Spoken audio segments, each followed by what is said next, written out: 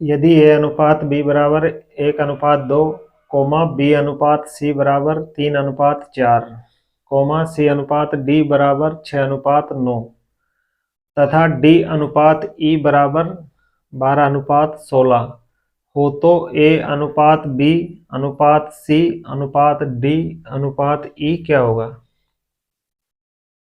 देखिए इसको हम एक फॉर्मेट से करते हैं, ठीक है। जैसे यहाँ दिया हुआ है ए अनुपात बी, ठीक है,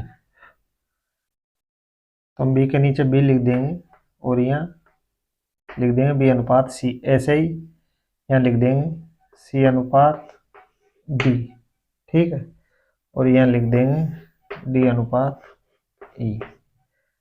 यानी बी के नीचे बी, सी के नीचे सी और डी के नीचे डी। ये तो हो गया इनका क्या, अल्फाबेटिक ऑर्डर, ठीक है। अब जो भी इनकी वैल्यू है, ठीक है, जो भी न्यूमेरिक वैल्यू है उसको हम इस साइड लिख देंगे। जैसे ए अनुपात बी बराबर क्या है, 1:2, ठीक है। ऐसे बी अनुपात सी बराबर क्या है, 3:4, ठीक। ऐसे ही सी अनुपात डी क्या है, 6:9। और ऐसे डी अनुपात ई क्या है, 12:16, ठीक है। तो ये हो गया हमारा अल्फाबेटिक ऑर्डर, ये हो गया हमारा न्यूमेरिक ऑर्डर, ठीक है। अब इसको इजी वे में समझने के लिए फॉर्मेट को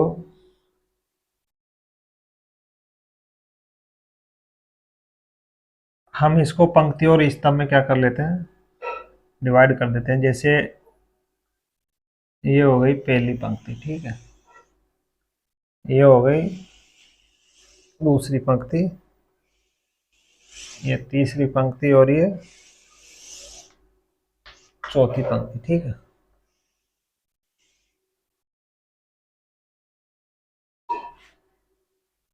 ये हो गया हमारा पहला स्तंभ, ये हो गया दूसरा स्तंभ, ये हो गया तीसरा स्तंभ, ये हो गया चौथा स्तंभ और ये हो गया पांचवा स्तंभ, ठीक है। ये हो गया पांचवा स्तंभ।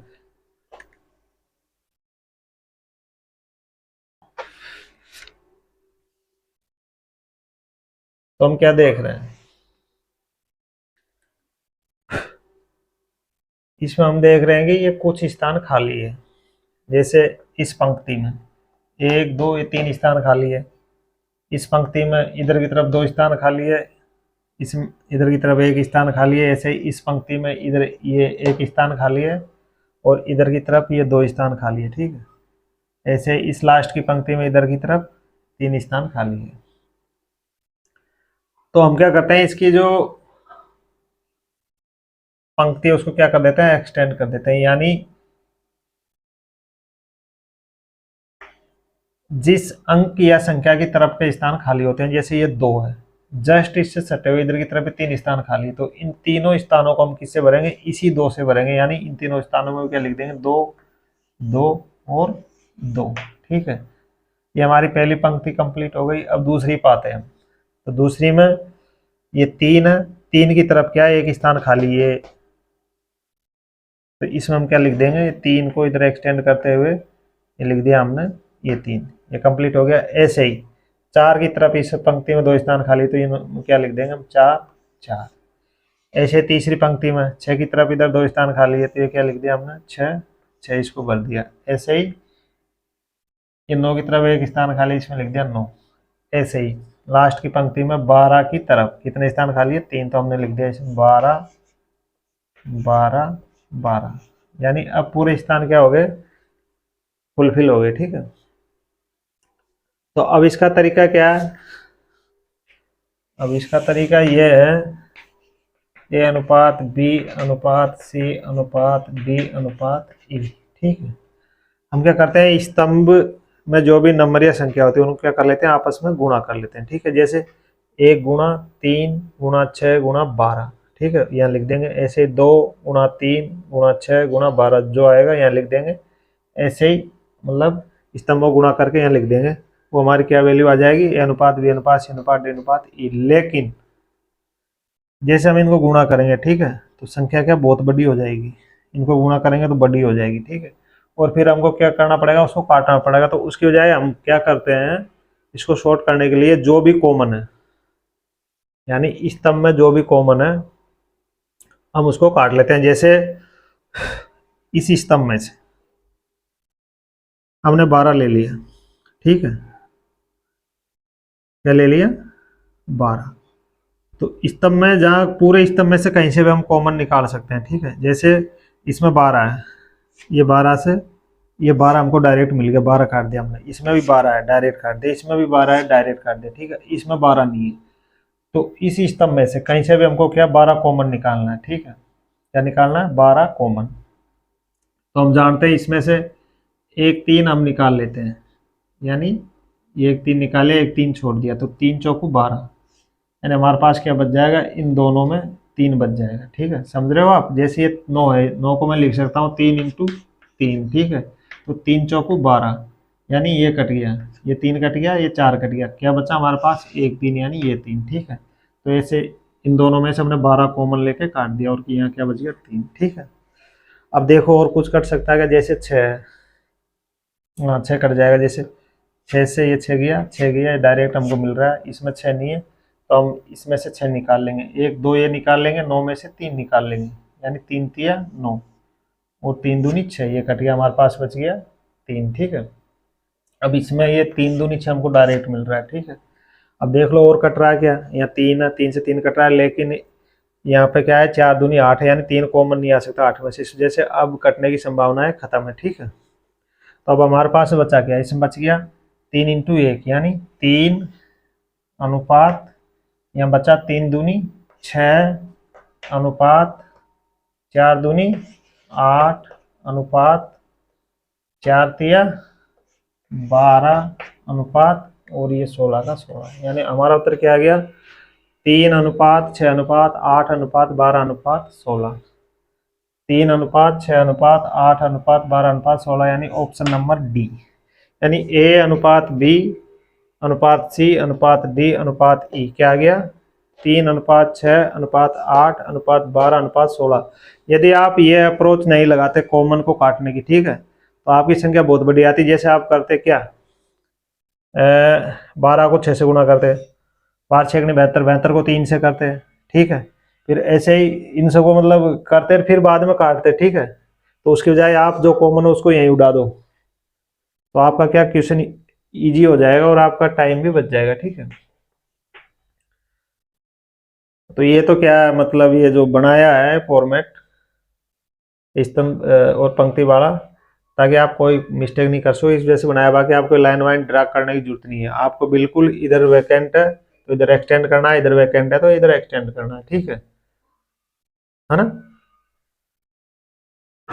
अब एक बात आप जरूर ध्यान में रखना, एग्जामिनर क्या करता है, कभी कभी सीक्वेंस बदल देता है।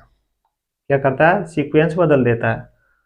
जैसे यहाँ बी अनुपात सी है, यदि वो इसको सी अनुपात बी लिख देता है तो सीक्वेंस बदल दिया ना, बी सी की जगह क्या कर दिया सी बी, और यहाँ लिख देता है 4 अनुपात 3, और हमसे पूछता है कि ए अनुपात बी बराबर 1 अनुपात 2, सी अनुपात बी बराबर 4 अनुपात 3, और सी अनुपात डी बराबर 6 अनुपात 9, और डी अनुपात ए बराबर 12 अनुपात 16 हो। तो बताओ ए अनुपात बी सी अनुपात डी ई क्या होगा, ठीक है।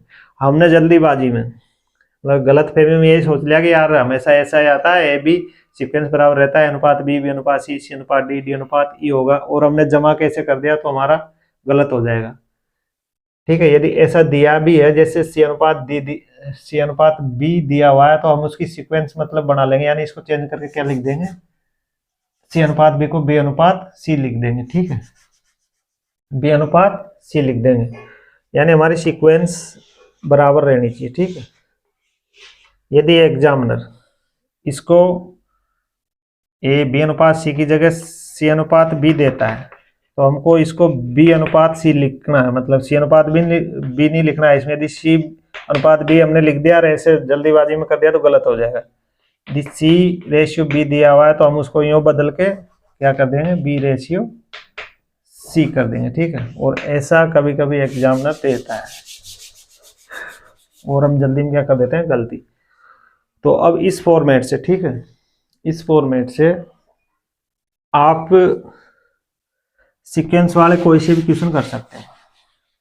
जैसे A/B, ठीक है, बराबर है 3/4 और B/C बराबर है 5/6, ठीक है। ABC पूछ रहा है तो हम क्या करेंगे, 3 4 5 6, ठीक है। ये खाली स्थान भरा 4 से, ये भरा 5 से, ठीक है। कट नहीं रहा, कोई कॉमन आ नहीं रहा, ठीक है। तो 5 तिया 15, 3 × 5, 5 चौको 20 और 6 चौका 24, ठीक है। यानी हमारा A/B इसी के आ गया 15 20 24, ठीक है। तो इस फॉर्मेट से हम वो कितना भी पूछे, ठीक है, A/B/BC दे के ABC पूछे कि A/B और B/C है तो बताओ A/B/C क्या होगा, ठीक है। या ABCD तक पूछे, या E तक पूछे, F तक पूछे, GH तक, कहीं तक भी पूछे, ठीक है। ये फॉर्मेट हम क्या करनी, यूज करनी है, ठीक है। अब इसमें जैसे मान लो ये दिया हुआ है, अब इसमें ये पूछ लेता है कि बताओ A/E क्या होगा, बताइए A/E क्या होगा। तो ये ध्यान रखो, जब फर्स्ट का और लास्ट का वो पूछता है और सीक्वेंस बराबर है, सीक्वेंस का मतलब A B C D और DE, तो फर्स्ट का क्या हो गया A, लास्ट का क्या हो गया E, ठीक है। इसमें यदि वो A और E पूछता है तो हमको कुछ भी नहीं करना है, इसको लिखना है। जैसे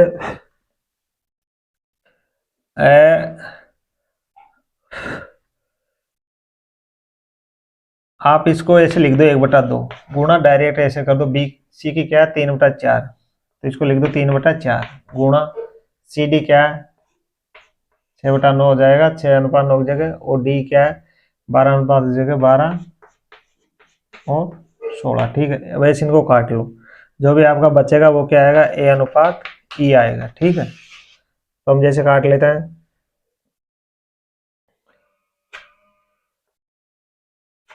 2 तिया 6, 3 तिया 9, 4 तिया 12, यानी 3/16 क्या आ गया हमारा A/E, ठीक है। अभी ये मैंने आपको डायरेक्ट बताया, ठीक है। यदि ऐसा हो, फर्स्ट का दिया हो और लास्ट का पूछ रहा हो, तो आप उसको मतलब इसको, जैसे ये फॉर्मेट है A/B वाली, तो इसको आप इसमें लिख दो, किसमें, A/B into B/C into C/D into D/E। तो हम क्या देख रहे हैं कि B से B कट रहा है, C से C कट रहा है, D से D कट रहा है, हमारा क्या बच रहा है, जो अल्फाबेटिक वैल्यू है A/E, या इसको हम बोल सकते हैं A/E, सॉरी, ठीक है।